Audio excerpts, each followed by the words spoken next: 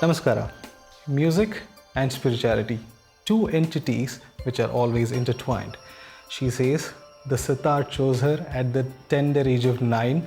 Ever since, it has been a soulful journey in her emotional serenity.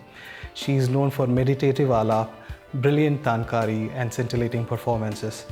She is one of the top-ranking sitar artists of our country, representing Imdad Khani Gharana. Please welcome Vidushi Srimati Anupama Bhagwat. Namaste, ma'am. Namaste. Thank you so much for coming to our podcast, The Traveling Musician. We are also very happy that you are the first women artist who is being approached. So thank you so much for your time. Thank you. I think it's a great concept, and I'm really happy and excited to be a part of this. Thank you. Very kind. We want to start this episode with the question, how did sitar start in your life? Actually, sitar came in quite spontaneously and organically in my life. I was born in a family where music was practiced, and it was a part of life. My father plays the violin in Hindustani style, and my uncle, meaning my father's elder brother, and my aunt, my father's sister, they both learned sitar. Oh. So they were all playing, but they were not, they were professionals working in the steel plant. I grew up in Bhilai, which is a steel town, and they were not pursuing it professionally, but they were doing it very passionately. So in our family, every child, we had to mandatorily learn music. And I started with violin when I was 5, because my father got me a small violin and vocal also. Then I think my uncle was changing his sitars, like he was buying a new one, and he had a little smaller structure sitar previously. So I don't remember how it happened, but he just wanted me to try the sitar, and then it's all like a blur right now, but all I remember is there was a teacher, Shri R.N. Verma-ji, who used to come home and teach me sitar, and I started liking it, and somehow, I fell in love with the instrument. I kept on practicing, so that's why I say that sitar chose me, and I didn't choose the sitar. So beautiful. Yeah, that's how the journey started. Wonderful, ma'am. So you said, the structure of the sitar was being changed by your uncle. Can you tell us the structure of the sitar itself? For those who don't know, we would want them to understand how the sitar is built. Sitar has, of course, you see the gourd part of it, which is actually made with a pumpkin. And there is a dand. This is, of course, a surbahar, but there is a dand along that is made of wood. Typically, it is rose wood or toon, as we call it in Hindi.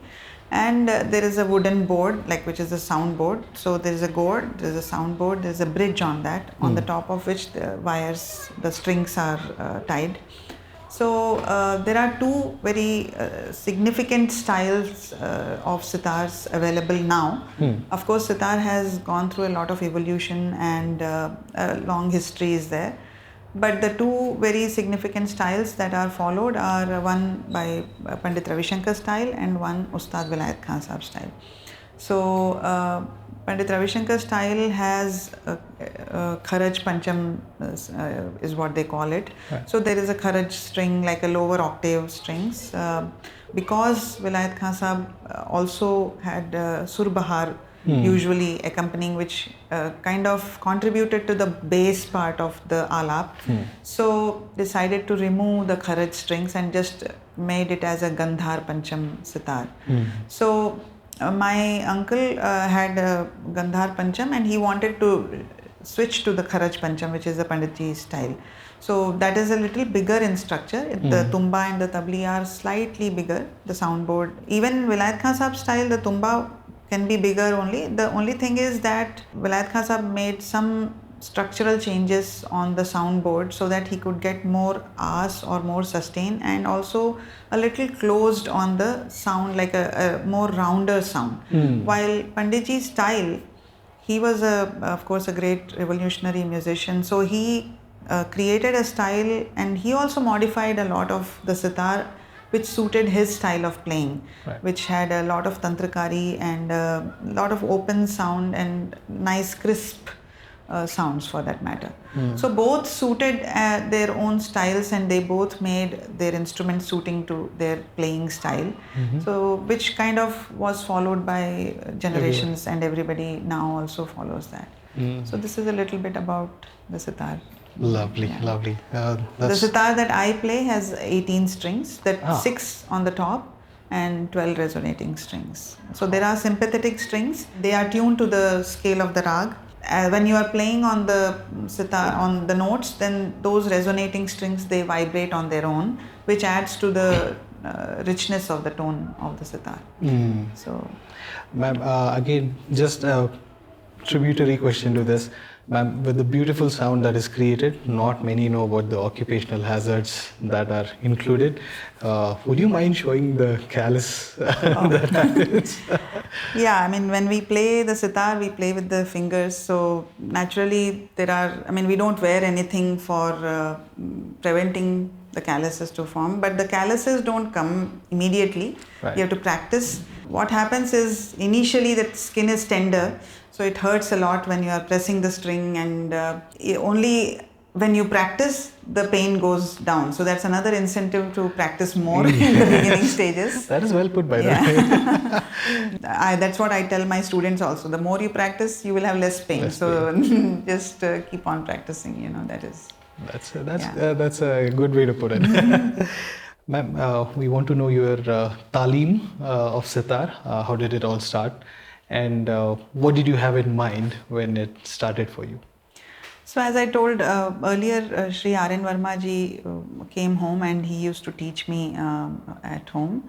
After about 3 years or so, he said that there is a lot more potential and I should learn from a real master.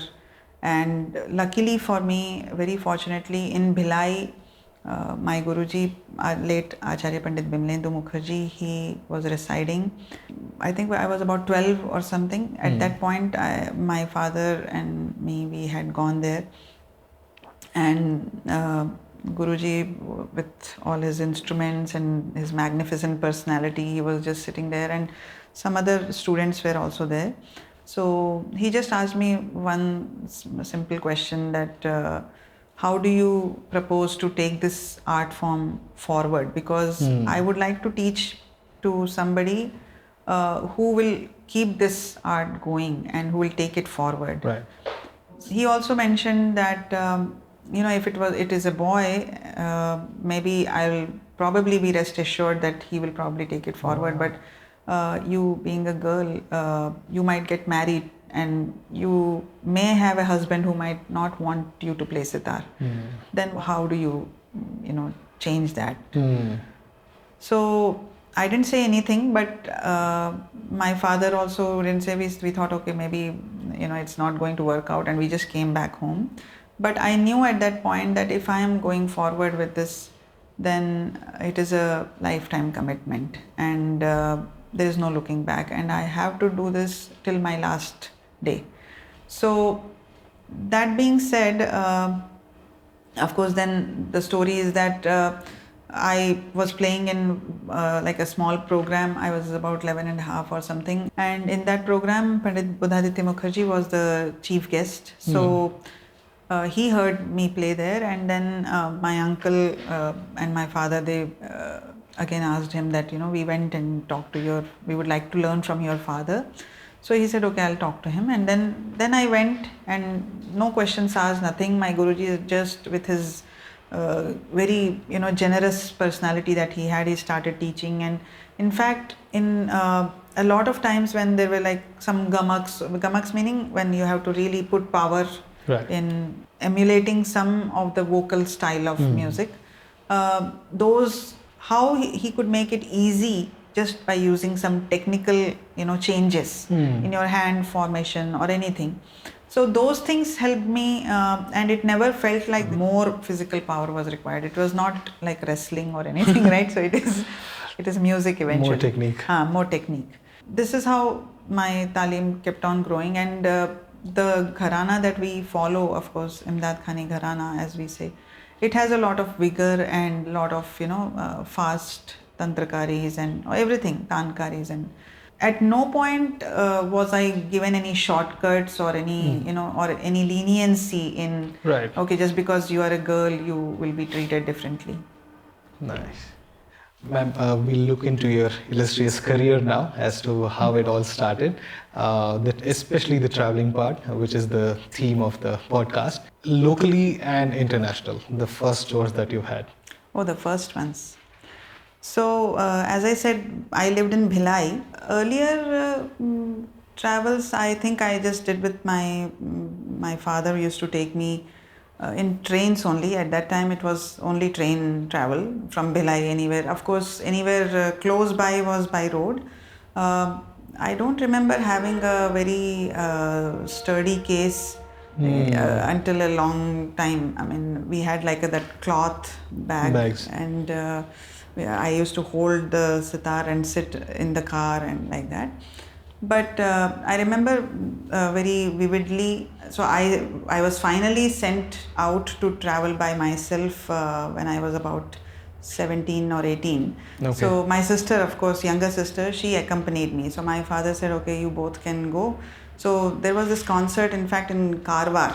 Okay, so there we went in a Maharashtra Express, long journey, 27 hours. Wow. So that time I had this case. Actually, it was like a semi-leather resin kind of a case. Correct. It was not like fiber case, but a little better than a cloth one.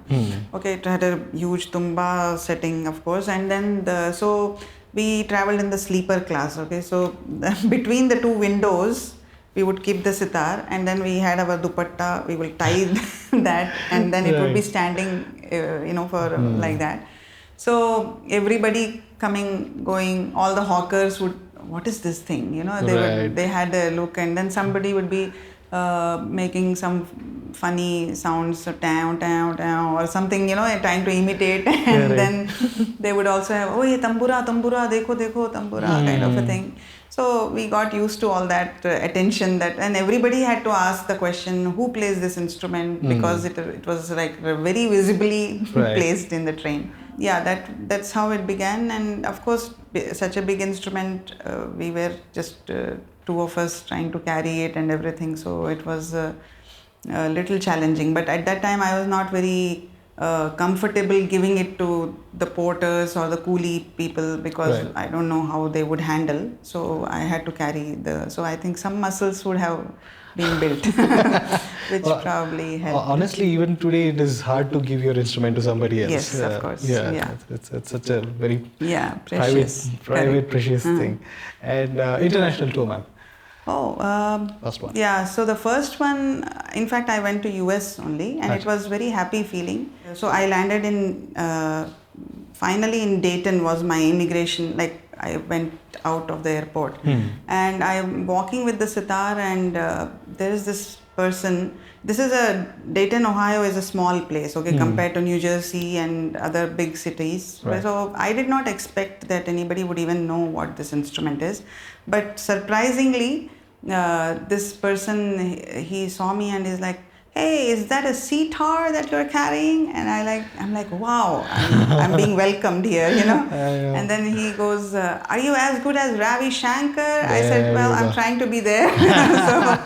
So I felt really good because that was my entry into that country. But yeah, the travel itself, of course, passports and all those hassles, somehow that has gone into a blur.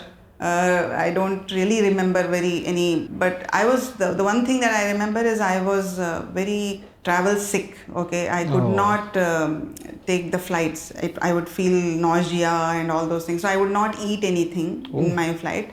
So 24 hours, almost just on liquid diet, I could not swallow anything. And then somehow I tuned myself to sleep in the plane. So, and that was how, so it was kind of a little challenging for me to accept that I will be in plane for some time. And it was not smooth for me. I was very travel sick, I would say. What year was this, ma'am? This was around 99, something like that. Yeah. Okay. 1999, yeah.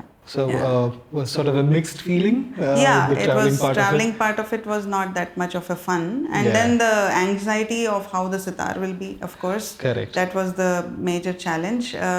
But at that time, I did not realize. Somehow, when you're younger, you trust people a lot. So I trusted that okay, nothing will happen, and I had packed the instrument properly, of course, everything, and I just gave the sitar and I said okay, fine. So and the sitar came in fine. So everything was luckily no Damages.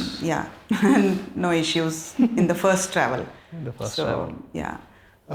Very happy to know that the first one was quite smooth, which is generally not the case with so many artists.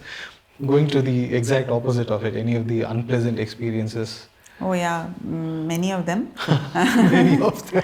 uh, One of the very first ones, I would rather say, and which was the most impactful to everything, was a local travel before my concert in the Bay Area in San Francisco. I was going to play for Basant Bahar, and I was traveling from Ohio to San Francisco. And I had just gotten, some 2 years back, I had gotten a new sitar made, and I was playing that sitar. It was very beautiful sound and everything. And I packed the sitar, and somehow that trust didn't leave me. I used to just give it and I would say, okay, everything will be fine. Then I went to Bay Area. That next day evening was the concert. Okay, I landed around 3-4 p.m. local time, and so I went to my friend's house instead of directly to the organizer's house. And there was a friend staying there. So my husband and me both had traveled. So I went there, and I didn't check the instrument. And this was through an airlines which did not even have a counter at the airport. This was like one of those AirTran it doesn't even exist anymore. So that was the airlines. So they didn't have like a booth where you could complain or anything anyways. I mean, they be there only for that particular time in which their flight would come. So anyway, I went home. I did not check the instrument at the airport. Okay. Then I went home. I didn't even check up until like 1 hour or so, because I was like they had a new house and everything. So I was busy doing all that. Then suddenly it just struck me that somehow, I felt like I had to check whether the sitar has made okay. I opened the case. It was all full of powder, and it just was like a major shock to me. My heart just sank like that. What is this? And then I removed the sitar, and the tumba was smashed entirely. Okay, and I'm like, how did this happen? I mean, it was after a few years of travel. I was just totally shaken. Next day evening is the concert. Luckily, this is Bay Area, okay, where there is. So somebody said, okay, yeah, there is Ali Akbar Khan Sahab School or college where there is also a store. So I thought it could be fixed over there, and next day evening the program is there, so I could probably revive it and play the concert. But it was, I mean, that's my naive thinking. So I went there. Some ray of hope.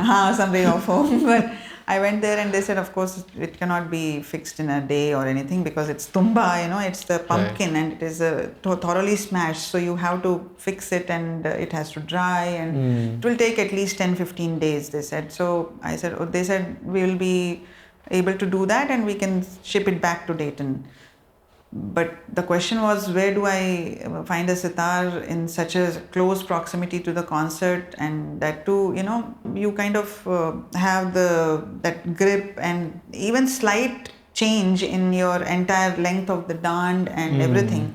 If the thickness is bigger, or it is kind of, you get it adjusted to playing one style, the height of the tumba for that matter, everything plays a role. Still, they had new sitars, okay, brand new sitars over there. So I said, okay, can I rent any of these to, now brand new sitar, there's sound also, we don't know. I checked a few, I mean, luckily they had good instruments. But even then, unless an instrument, especially with sitar, what happens is you have to kind of break into the sound. Like there is a period where you play the instrument and then the instrument starts responding, right? A new instrument is very difficult to manage anyway. But I took the chance, and because I didn't have that much time. So I just wanted to at least have one instrument with me. And I managed with that instrument. The concert, of course, whatever I could do my best, I did it. When we go on stage, we always, I think, at least I always give out my best, forgetting about the the Outside external factors as much as possible. But this being the instrument, and when the instrument doesn't respond to what you are trying to do, Correct. then it becomes a little challenging. But I think I managed somehow. Yeah, so that was one of the very and then after that also there were many other experiences where the instrument not being handled, suddenly the bridge will be coming out of the place. Right. There will be some dents in there, and I had to learn minimum maintenance work so that I can fix the smaller issues. Ma'am, the maintenance of the instrument, it of course differs from instrument to instrument. Yours being sitar, I mean, how do you maintain? And do you maintain it yourself? Again, depending on the country where you are in, that also changes. So how does that go? So, luckily for me, my Guruji, Acharya Pandit Bimlendu Mukherjee, he was not just a great instrumentalist and a great musician, but he also was a geologist and a scientist by his nature. So he had this a deep interest in actually understanding the construction of the instrument, the sitar, and he not only maintained the sitar, because even Bhilai, for that matter, was a very remote place. It was not like Kolkata or Bombay, right, where the instrument makers will be readily available or anything. So correct, even in Bhilai, he had so many instruments. So most of them he only used to maintain. So he would also teach us how to do the minimum maintenance work. Right. Now, when I call maintenance work, what is so important to maintain in the sitar is what you can ask. See, one thing is, of course, a very bare minimum is changing the strings. The strings are not permanent, right? If you 15-20 days, they might break. So first thing you have to learn is how to fix the strings, okay?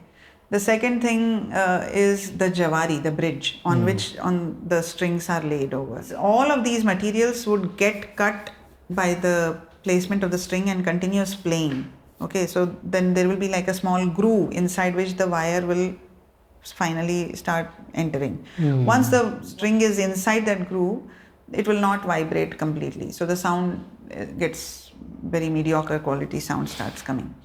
So that has to be smoothened, and that there is a technique to that, and it can change the overall sound of an instrument. Okay, so that was another thing, a very major part of it, which many instrumentalists who had the convenience of having an instrument maker come and do for them, they always had those people come and do. But for my Guruji and people like me who had to travel abroad and everything, learning that skill really helped, because every month you have to maintain the instrument in that in that manner. So that really helped me in maintaining at least doing but I could not fix a broken sitar and all those things. That I did not learn, of course, but the bare minimum I could do myself.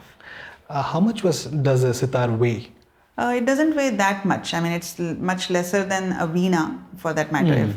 So only sitar weighs about 4 to 4.5 kgs. Okay. But along with the case, which is a fiberglass case, it comes up to 10 to 11, depending on your case, 10 to 11 kgs. Okay, so that is still well within the domestic airline. Yes.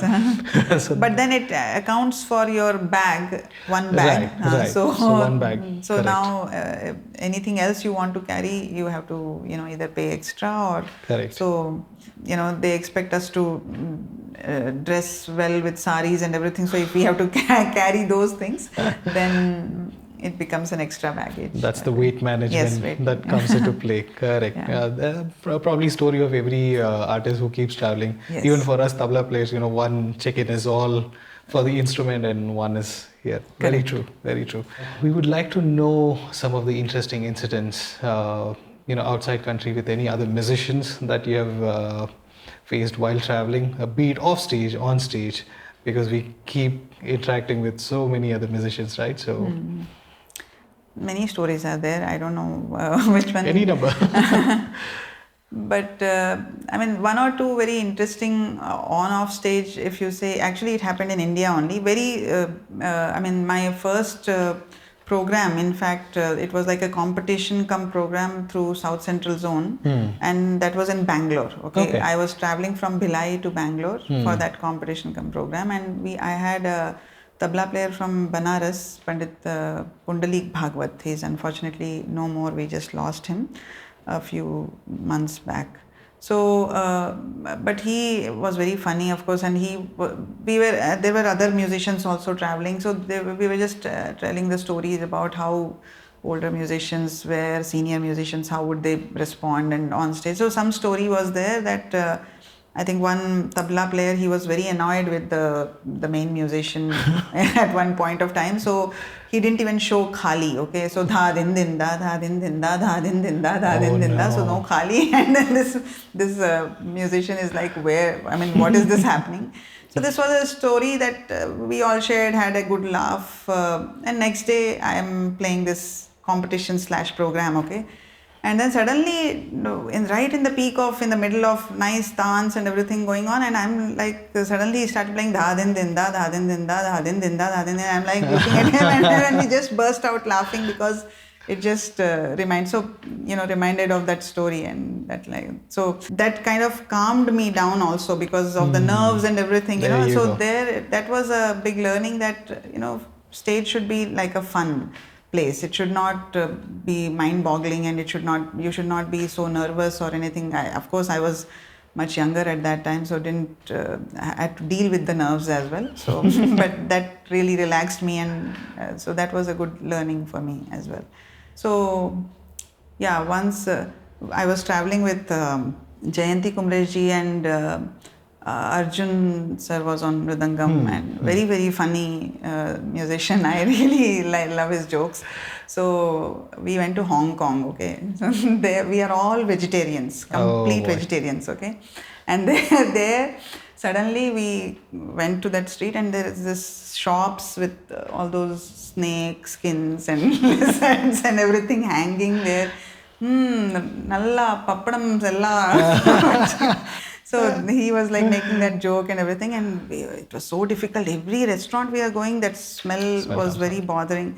And then suddenly, the day of the concert, Jayanti ji and Kumreshji, come, we got food. And some Tamilian family, they were so lucky, they brought, so we sat on the hotel, nicely spread Indian meal, sapad, nice. And had a good meal, good food, tair sadam and whatnot, everything. It was very nice. Yeah. So, these kind of, and then maybe one more incident I can tell is that once I was traveling in Cornell, in New York, okay. There we were put up in a mansion kind of a house, okay. There was no host there. The host had to leave because she had some family emergency or whatever. I had a jugalbandi with Jay Gandhi, who plays the flute. Yes. And then on the tabla was Nitin Mitta. We three were there, okay. And then this is in the woods, there is this huge mansion. And suddenly, the flush of one of the bathrooms started making very weird noises, okay. Very almost like howling and all those things, and we were like, what is this, ghost is there or what? And that night was such a because then Nitin also had very wild imagination, and he said like, oh, what if this happens, a ghost starts coming and this and that. I'm like, okay, this is not getting easy. It was fun, but at the same time it was a little challenging because whole night we had to almost, none of us slept because we didn't want to be attacked by so-called ghosts. And did you perform the next day? Next day, yes, of course. Oh boy, not to be the best of the mental setups. Yeah. So, wow. Ma'am, which is the toughest country that you have traveled so far? It could be right from just the traveling part of it, the weather which may affect the instrument. Food, you spoke a little bit about food, so all of these, which is the toughest? Every country has its own pluses and minuses, I would say. So initially, when I used to go to Europe, I used to find it very tough because it was very difficult for me to explain to have a vegetarian menu, you know. Right. And I don't eat egg and no meat either. So for me, it was a big challenge. So the first thing in any language I would learn was no meat, no egg. How do you Right. say that? Right. So that they can. So that was something initially, and even in America actually, in early 2000s it was difficult to find so much of vegetarian options. Correct. Actually Now there are plenty. now there more. are plenty, of course. Plenty, yes. So that way, that was a little challenging. Weather wise, in Europe, once I was playing, I remember there was a church, okay, in on the top of a mountain kind of thing. We went all the way up there. It was a very famous church and everything. Audience was nicely packed auditorium, and I mean the church was completely packed. Very good audience. Temperature, it was November, end of November, temperature was in minus, okay, and the hands were freezing like anything. I had basically no sense in my fingers. Although I wore gloves, and so that place did not have like heaters. I mean, so that was another challenging part. It was not like well heated facility. It was like they wanted to maintain their structure and everything. So it was old stone building. Oh, that adds up. Yeah. So first about 10 minutes, I was not able to feel my fingers at all. I was on an autopilot kind of, this thing. But slowly the blood started flowing and probably my hands got warmed up. And that was one of the difficult, challenging aspects. I'm pretty sure even the tabla player felt the same. Yeah, of course. Yeah, those things are very challenging indeed. But another challenging country was Africa. When I went to Nigeria, along with, it was much recent, the amount of vaccines that you have to take and, yellow fever, visa and all, that was a big hassle. The next question may be a little bit sensitive. Has there been a difference in the way you are or you were treated because you are a woman musician? Has that ever happened? Well, I mean, yes, it is a fact that I'm a musician who happens to be a woman. So I would just start with an anecdote. Actually, once there was this speech in Chennai by a judge, like Supreme Court judge, and she said that everywhere I used to be introduced as the lady judge. Okay, so the fact that I'm a judge is the first thing, but every time it would be like a lady judge because the gender. I mean, of course, I'm a lady is very clear, right? It's out there, but I can break it down into two parts. First is, of course, challenge, meaning as a musician myself, being a lady musician, how it impacted or anything. When I started playing, I never thought of myself that I'm doing something really great for a woman. Very few people are playing sitar, so it never occurred. Honestly, I was just trying to do my best as a sitar player, okay? In my mind, in remotest corners of my mind, this thing never occurred that I'm doing something out of normal. For example, for a sports person, it might be there that, we also grew up, okay, there is a separate team for women, or for men, athletics or whatever, when Olympics were there. Right. But somehow it never occurred to me that it would happen in music because it was a very sensitive area. It is a creative area. It is. So it is not like where you have to show some physical strength or anything like that, right? So I never thought of it, but slowly whenever there would be an introduction, it will be like, a female sitar player, and then some backhanded compliments also will be there. Oh, for a woman, she plays very good, So that is still there. I mean, sometimes even senior musicians, when they introduce, मेरे ख्याल से लड़कियों में तो यही सबसे अच्छा बजाती हैं या यही अच्छा बजाती हैं, that will always be there. So लड़कियों में will always be there, which is fine. I am at least they are recognizing that there is a sitar player. But was I treated differently?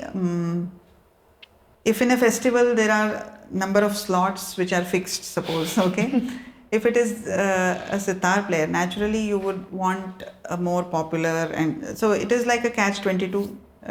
The more number of opportunities that you get is based on the number of performances that you get, is based on your popularity, and the popularity comes only when you play a lot. Keep doing.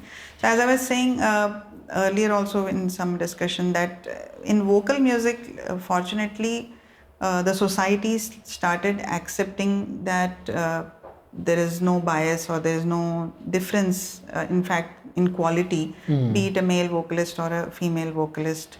Because probably some of the senior vocalists or our past great musicians, they have made a mark so high, they took the bar of the music so high that now people don't differentiate.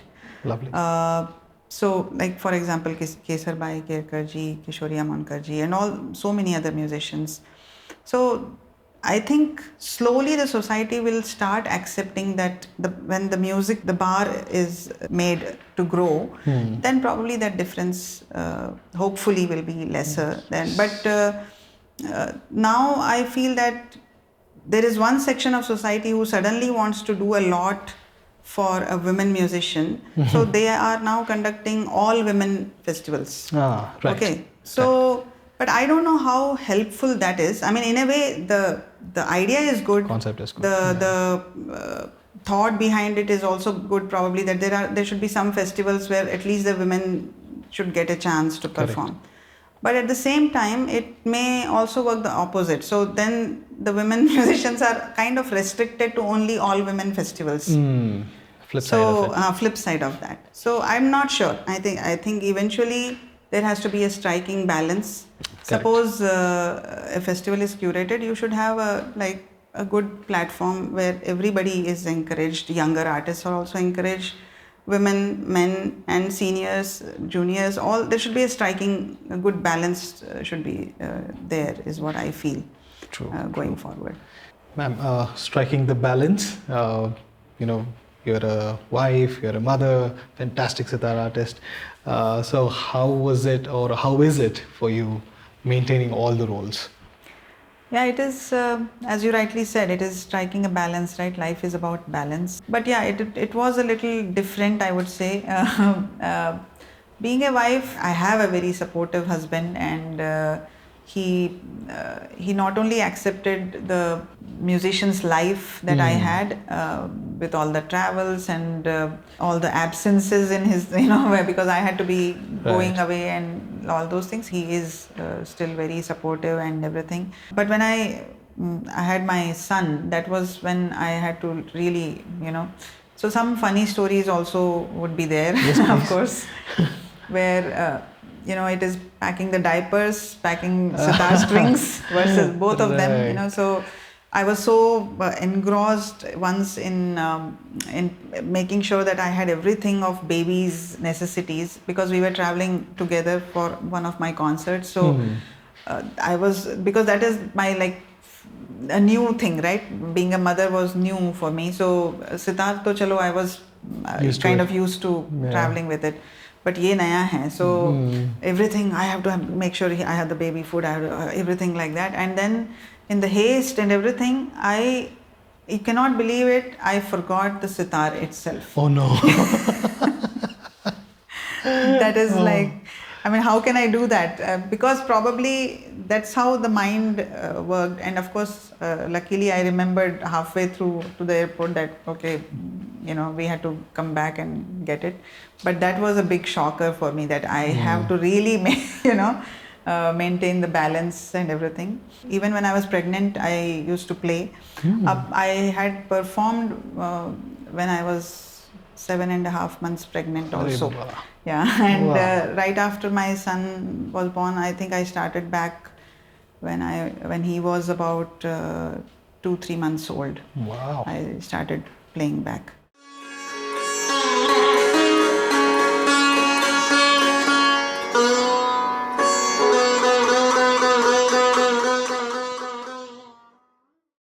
So there was not much of a gap as such. And also another thing that I did was I listened to a lot of music while, even if there was a break or anything like that. Right.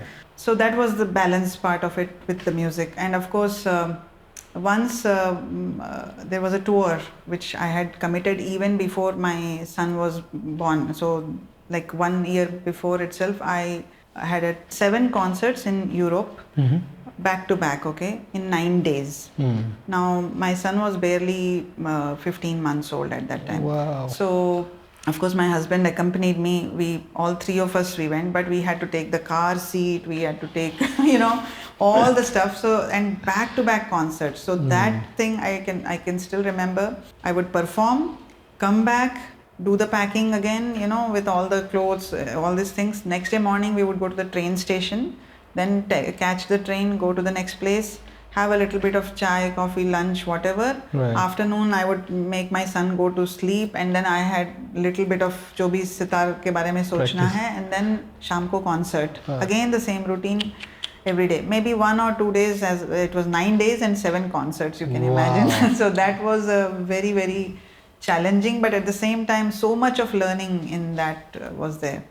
So how we managed, only now if I have to do it again, I will be very scared to do it. I don't know if I will have the energy. But that, and also the fact that while in US my husband couldn't take off at all times, so sometimes I used to travel with my son depending on local help. Like Right. somebody would take care of my son while I'm performing, but he was also like a very quiet and supportive child, but at the same time he wanted to be next to me all the time. So would he be on stage? Yes. So once so there was this concert in temple in Bahamas, and I went with him, and he was fine until then. Then I said, okay, you sit right in front of me. It was like almost like a Baitak kind of a concert. Okay, so the distance was not even that far. He sat there, he had a book, and after my alap, I started that. I just noticed, I was tuning, and I noticed that some tears are dropping. So he started crying, and then he's looking at me. And I said, okay, you want to sit here? So he said, yeah, I want to sit there. So he comes here next to me, and I'm playing. He's sitting quietly with his book, and that's all. He would not disturb, he wouldn't utter a word, but he would sit quietly. But he wanted to have that touch, he wanted to just sit next to me. Right. So that's some of the concerts I played like that as well, when he would be on the stage, but I would be playing. And he knew that he has to be quiet. So that was one plus there. Then the family support is a very, very big thing. So when we moved back to India, my sister's family is right here in Bangalore. So they helped a lot. My parents helped a lot. My in-laws helped a lot in taking care of my child while I was traveling outside and everything. So this is something that we have to kind of always think. And now that he's a teenager, still I have to make sure that things are properly done.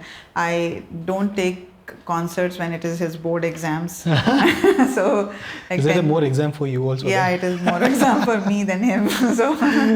So these are the things that I think everybody does that. I mean, be it every woman has to do that. It's not like I have done anything special, but everybody has to, and in every field.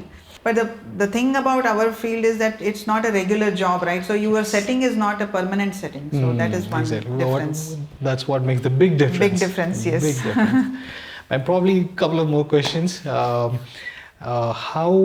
is the experience for you when you started, and how has it changed now with all the modern tech, the traveling part of it, even the connectivity, the phone calls, all of that? How has it changed for you? It has changed a lot. I mean, when I had started, barely phone calls.